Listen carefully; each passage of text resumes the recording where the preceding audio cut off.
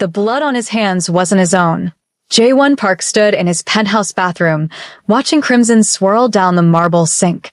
Outside, Seoul glittered like scattered diamonds, oblivious to the man he'd just buried in the mountains. His reflection stared back, empty eyes, perfect suit, not a hair out of place. The dragon, they called him. Untouchable. Unfeeling. Tomorrow, he would marry a woman whose name he'd only learned 3 days ago. Amara Williams had exactly 48 hours to decide between marriage and death. Not her death. She'd already resigned herself to that possibility when the men in black suits appeared at her tiny Seoul apartment. No, they'd explained in patient, accented English. It was her elderly aunt in Atlanta, her last living relative, who would pay for her father's sins. The gambling debts. The broken promises. The money owed to people who didn't forgive. Mr. Park is being generous, the man with the scar said, sliding a photograph across her kitchen table. He could take everything. Instead, he offers you a choice. The photograph showed a man in his 30s, sharp jawline, cold eyes, the kind of face that belonged on magazine covers, not wanted posters.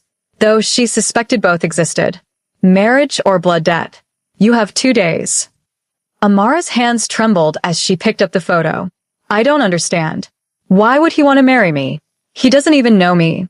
Mr. Park's grandfather arranged it before he died last month. Old traditions. Old debts. The scarred man stood, buttoning his suit jacket. Your father made promises to the Park family 20 years ago. Promises he never kept. This settles everything. After they left, Amara sat in the dark for hours, clutching the photograph. She'd come to Korea 3 years ago to escape grief, her grandmother's death, the empty house, the memories that suffocated her in Atlanta. She'd built a small, quiet life teaching English to bright-eyed children who called her Amara teacher and giggled at her Korean pronunciation. Now that life was ending. She had no choice. She knew that. Her Aunt Diane, who'd sung at her grandmother's funeral, who sent birthday cards with $20 bills inside. Amara couldn't let them hurt her. So she said yes to a monster. The traditional hanbok felt like a beautiful cage, layers of silk in deep burgundy and gold, embroidered with phoenixes. She didn't feel like. Amara barely recognized herself in the mirror.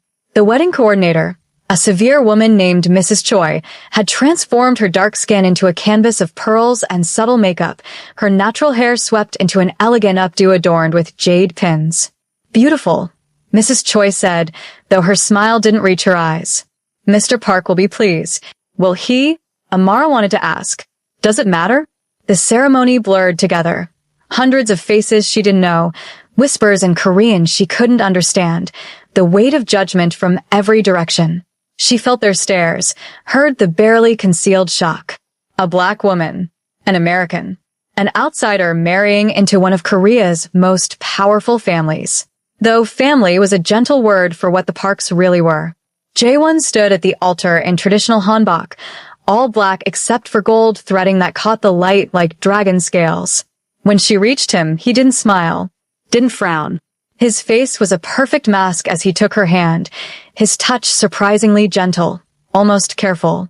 She searched his eyes for cruelty, for the monster she'd imagined. Instead, she found nothing. Emptiness. A man who'd buried his humanity so deep, she wondered if it still existed. The vows were in Korean. She repeated words she didn't understand, binding herself to a stranger in a language that wasn't hers. When the officiant pronounced them married, Jae-won lifted her veil with clinical precision. The kiss was brief. Perfunctory. His lips barely brushed hers.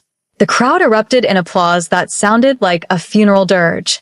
The penthouse sprawled across the top floor of a building Jae-won owned, all floor-to-ceiling windows, minimalist furniture, and cold marble that echoed her footsteps. Amara stood in the master bedroom, still wearing the hanbok, her heart hammering against her ribs. This was it, the moment she'd been dreading. The door opened. Jae-won entered, already loosening his tie, his jacket discarded. He poured himself whiskey from a crystal decanter, the silence stretching like a blade between them. You're afraid, he said finally. Not a question. An observation. Amara's throat tightened. Wouldn't you be? He took a long drink, studying her over the rim of his glass. I've been told I'm many things. Ruthless, dangerous, a monster. He set the glass down with a soft click. They're not wrong. She forced herself to stand straight, to meet his gaze even as her knees threatened to buckle. Then why marry me? You could have just killed your aunt, taken everything. His expression didn't change. Yes, I could have. He moved closer, each step deliberate. Amara's breath caught. This was it. This was. J1 stopped 3 feet away, close enough to touch, far enough to escape. I'm going to tell you something, Amara Williams, and you're going to listen carefully. His voice was soft, but it carried the weight of absolute authority. I will not touch you. Not tonight. Not tomorrow. Not until you ask me to. The words didn't make sense. What? You heard me. Something flickered in his eyes. There, and gone too fast to name. This marriage is real. You're my wife. You'll live here, bear my name, appear at my side when required. But your body is yours. I won't take what isn't freely given. Amara stared at him, searching for the trap, the cruelty hiding behind impossible words. I don't understand. Men like you don't. Men like me? For the first time, emotion cracked through his mask, something dark and painful. You don't know what kind of man I am. Neither do I anymore. He turned toward the door, his shoulders rigid. The guest room is prepared. You'll sleep there tonight. Wait. The word escaped before she could stop it. Why? Why are you doing this? J1 paused in the doorway, his profile sharp against the hallway light. Because I've taken many things in my life, Amara. I won't take this. Not from you. Not from anyone. The door closed with a soft click, leaving her alone in a prison that suddenly felt like something else entirely. Something she didn't have a name for yet. The first morning, Amara woke to the smell of coffee and something sweet, pastries, maybe. She'd barely slept, her mind spinning through the impossibility of last night. The vow. The distance. The look in J1's eyes before he left. When she emerged from the guest room, still wearing the clothes Mrs. Choi had left for her, she found the dining table set for one. Fresh fruit, warm croissants, scrambled eggs prepared perfectly. A note in precise handwriting. Eat. I'll be back tonight. No signature. As if there could be any question who'd left it. The penthouse felt enormous in daylight, cold and pristine like a museum. Amara explored cautiously, finding rooms that seemed unused. A library with books in Korean, English, and Japanese, and floor-to-ceiling windows that made Seoul look like a kingdom J1 ruled from above. She ate alone, the silence pressing against her ears. This became their routine. J1 left before dawn, returned after midnight. He never entered her space unannounced, never demanded anything. Sometimes she'd hear him in the kitchen at 3 a.m., the clink of glass, the sound of someone who couldn't sleep either. On the 4th night, she found courage she didn't know she possessed. When she heard him return, heard the water running in his bathroom, she made tea, chamomile, the way her grandmother taught her, and left it outside his door with a note. You look tired. The next morning, the empty cup sat outside her door with a single word. Thanks. It was a beginning. By the 2nd week, patterns emerged. J1 spoke to her in English. His accent barely noticeable, his vocabulary extensive. He'd studied at Oxford, she learned, though he never explained why he'd returned to this life. When she asked about his day, he'd give vague answers. Meetings, business, nothing she needed to worry about. But she saw the truth he tried to hide. The night he came home with bloodied knuckles, Amara was reading on the couch. He tried to slip past to his room, but she caught sight of the crimson staining his shirt cuff. Her stomach lurched. J1. He froze, his back to her. Go to bed, Amara. Your hand is bleeding. It's nothing. She stood, surprising herself. Let me see. He turned slowly, and the look on his face stopped her breath. Not anger, something worse. Emptiness. The eyes of a man who'd crossed a line so many times. He'd forgotten where it was. You don't want to see this, he said quietly. You don't want to know what I am. I already know what you are. She moved closer, each step an act of defiance against her own fear. You're a man who's hurt. Let me help. Something cracked in his expression. He held out his hand. Knuckles split, bruises already forming.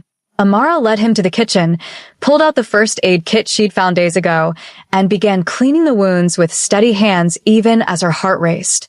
"Why do you do this?" she asked softly, dabbing antiseptic on split skin. "It's who I am." "That's not an answer." His jaw tightened. For a long moment he said nothing. Then, "My father used to come home like this. Bloodied. Angry. He'd take it out on my mother.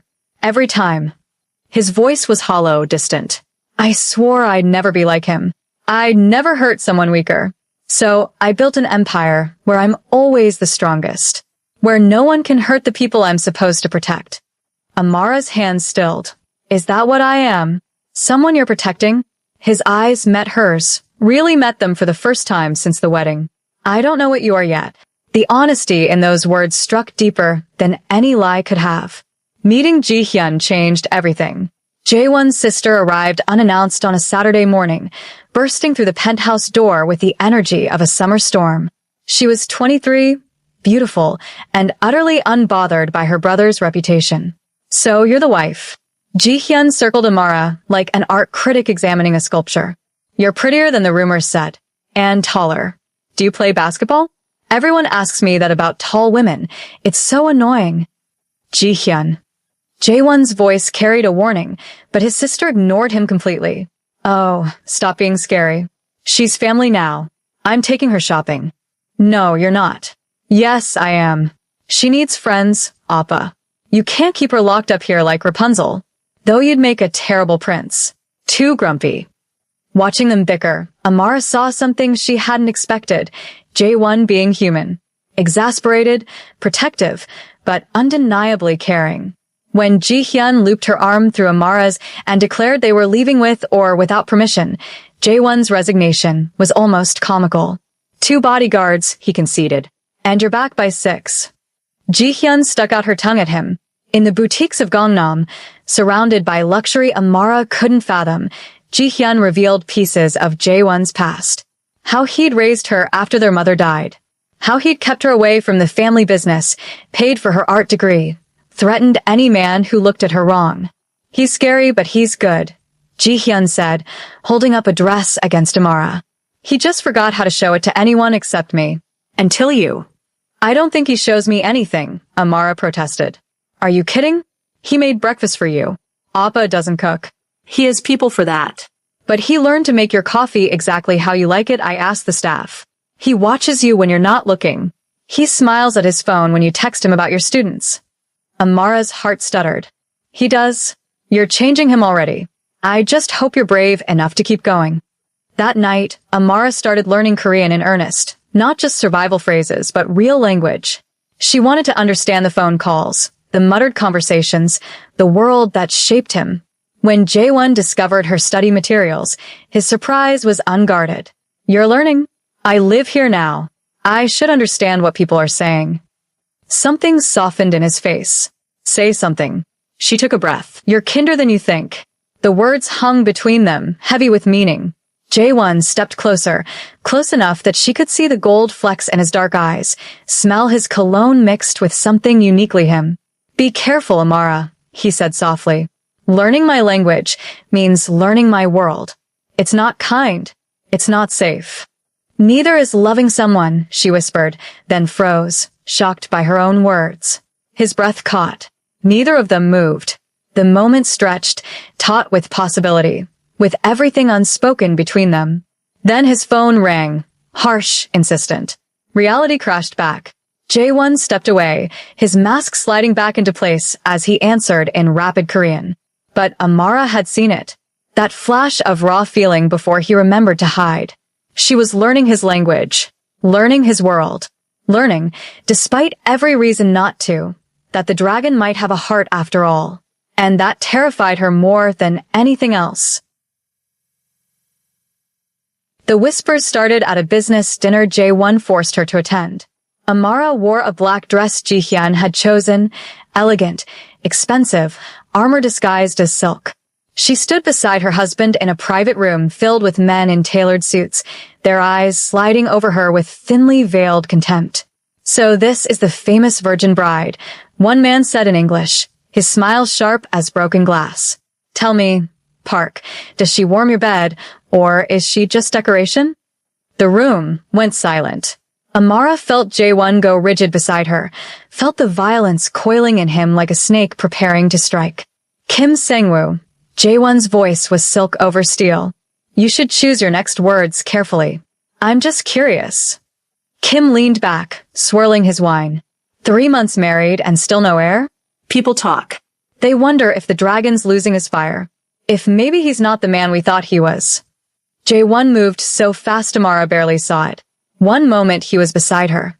The next, Kim was against the wall, Jae-won's hand around his throat. You want to see fire? Jae-won. Amara's voice cut through the tension. She touched his arm, the first time she'd initiated contact. He's not worth it. For 3 heartbeats, no one breathed. Then Jae-won released Kim, who crumpled to the floor gasping. Jae-won straightened his cuffs, his expression carved from ice. This meeting is over. Everyone out. They scattered like roaches from light. In the car home, silence pressed against them. Amara watched Seoul's lights blur past, her heart still racing. When they reached the penthouse, Jae-won poured whiskey with shaking hands, the first time she'd seen him rattled. They're questioning me because of the vow, he said finally, seeing weakness where there shouldn't be any. Because you haven't forced yourself on me? Anger flared hot in her chest. That's weakness to them? In my world, yes. He drank deeply. Sentiment is weakness. Mercy is weakness. Caring about anything except power is what makes you human. She crossed to him, emboldened by fury. Those men are predators, Jae-won. You're not like them. I'm exactly like them. His eyes were dark with self-loathing. I've done worse than you can imagine. Broken people. Destroyed lives. The only difference is I drew one line, and now it's going to cost me everything. Then maybe everything wasn't worth having. He stared at her like she'd spoken in tongues. You don't understand what you're saying. I understand perfectly. You think I haven't seen who you really are? You protect Ji-hyun. You let me keep teaching even though it complicates your security. You make me breakfast and pretend you don't. You're terrified of becoming your father, so you've become his opposite in the one way that actually matters. Amara. A window exploded. Jae-won moved on instinct, tackling her to the floor as gunfire erupted. Glass rained down like deadly snow. He covered her body with his, and she felt his heart hammering against her back, felt his breath hot against her neck. Stay down, he commanded, pulling a gun from somewhere she hadn't known he carried. He fired back. 3 precise shots that silenced the attack. Sirens wailed in the distance. Men shouted in Korean. Jae-won's security team flooded the penthouse, and suddenly, she was being rushed to a safe room. Jae-won's blood. When had he been hit? Smearing on her dress as he pushed her through the door. Lock it, he ordered his men. No one gets in except me. You're hurt. Amara grabbed his arm, saw the graze along his shoulder, crimson soaking through his white shirt. It's nothing. But his face was pale, his jaw tight with pain. Like hell it's nothing. She pulled him into the safe room before he could protest. The steel door sealed them in, just the 2 of them in a small, concrete space with emergency supplies and a single cot. With trembling hands, Amara tore his shirt, exposing the wound. The bullet had carved a path through his shoulder, not deep enough to be fatal, but bleeding heavily. She grabbed the medical kit from the supply shelf, her nursing training from college summers flooding back. This will hurt, she warned. It already hurts. But he sat still as she cleaned the wound, his eyes never leaving her face. You should be screaming. Crying. This is what my life is, Amara. Violence. Danger. Death at any moment.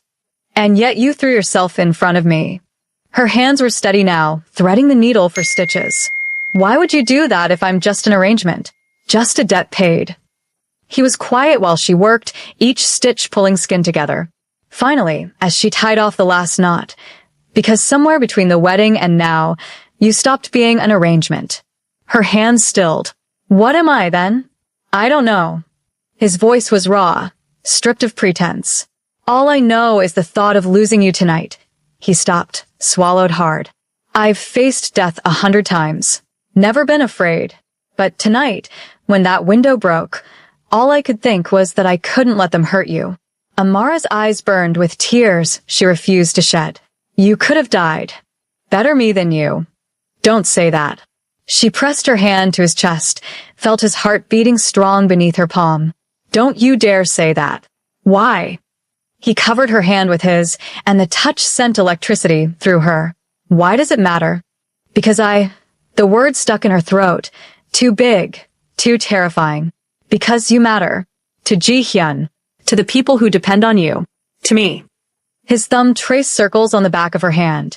When this is over, I'm going to find who did this. I'm going to destroy them and everyone they love. I'm going to remind this city why they fear the dragon.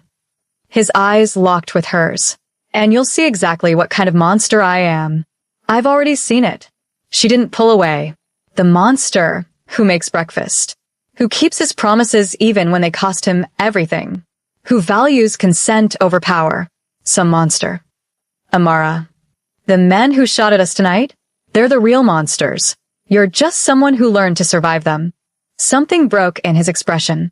He raised his free hand to her face, hesitating a breath away from touching her. May I? That question, that constant respect for her boundaries even now, undid her completely. She leaned into his palm, felt his warmth against her cheek. I'm afraid, he whispered, of what I feel, of what it means, of how much power you have over me now. I'm afraid too, she admitted, but I'm more afraid of never knowing what we could be. Outside the safe room, his men called that the area was secured. The world was waiting. Investigations, retaliation, the endless cycle of violence his life demanded. But for this moment, sealed in concrete and honesty, Jae-won Park and Amara Williams were just two people who'd survived death together. Two people learning that the most dangerous thing either of them could do was fall in love. And they were already falling. The assassination attempt changed everything and nothing. Jae-won's retaliation was swift and brutal. 3 rival gang members found dead within 48 hours, a message written in blood that the dragon was far from weak. The underworld trembled. His authority was restored. But in the penthouse, where Amara watched him return each night with darker eyes and heavier shoulders, she saw the cost of that power. He was winning his war and losing himself. Come with me somewhere, she said one evening, catching him before he disappeared into his office. Just for an hour. He looked exhausted, suspicious. Where? You'll see. Please. Something in her voice made him agree. She took him to her school, after hours when the building was empty. In her classroom, she showed him the drawings her students had made, stick figures of families, houses with crooked chimneys, dogs with too many legs. This is Min-jun, she said, pointing to a boy's artwork. His father works 3 jobs. He falls asleep in class sometimes, but he's brilliant at English. This one's from Hannah. She wants to be an astronaut. And this, she held up a drawing of a dragon, is from Taeyong. He heard rumors about who I married. He drew this for you. In the child's drawing, the dragon wasn't breathing fire. It was protecting a village, its wings spread wide over tiny houses. Jae-won stared at it for a long moment. He doesn't know what dragons really do. Maybe he knows better than you do. She set the drawing down. You see yourself as a monster, Jae-won. But you could be this. A protector. Not through fear, but through choice. You don't understand how this world works. Then teach me.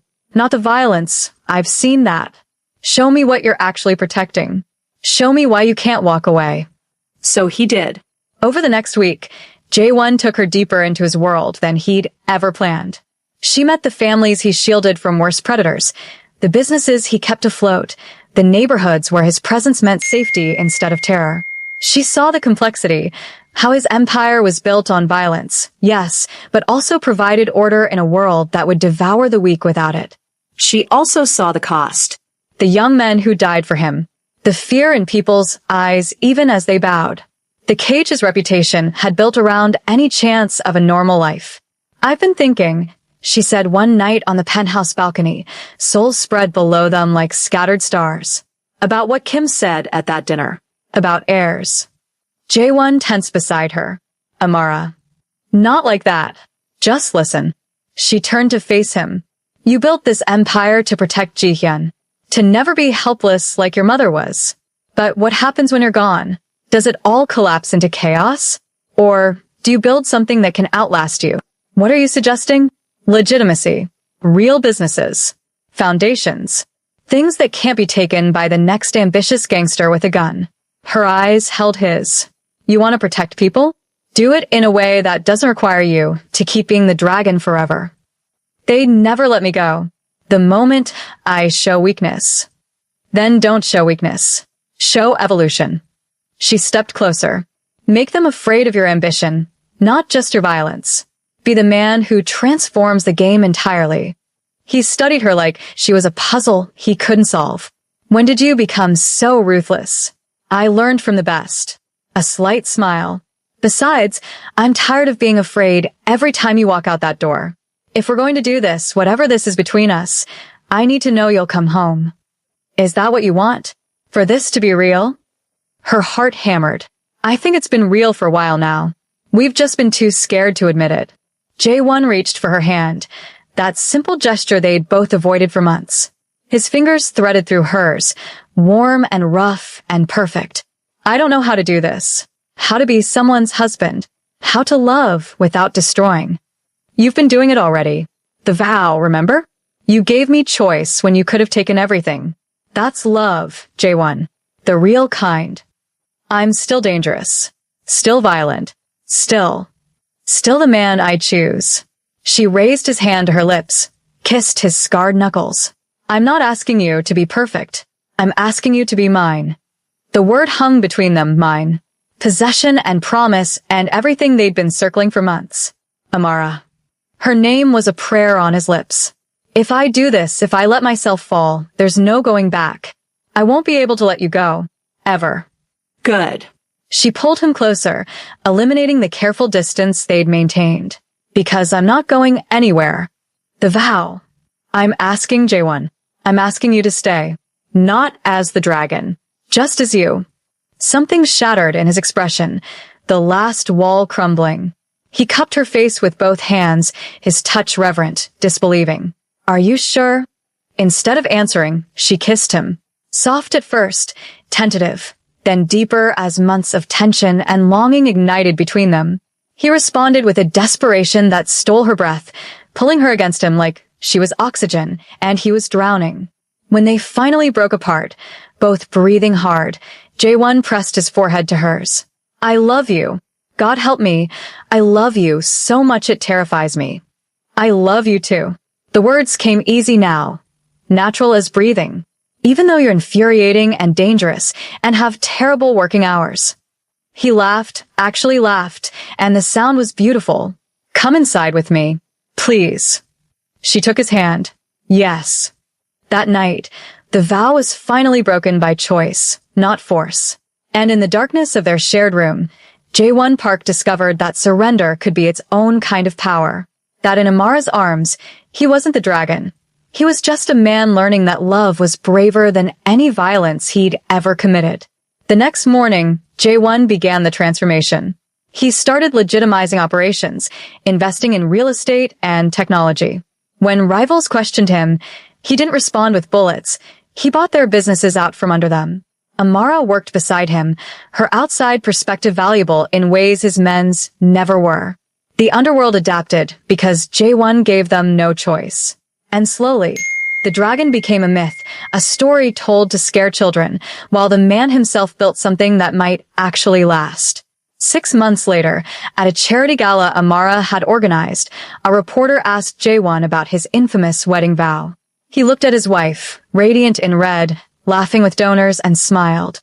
It was the best promise I ever made, he said simply, because it taught me that real power isn't taking what you want.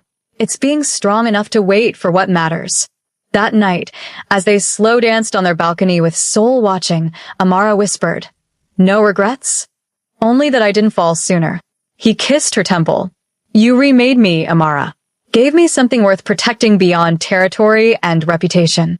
What's that? Tomorrow. A future. Hope. And in that moment, the oath of the dragon became the legacy of love.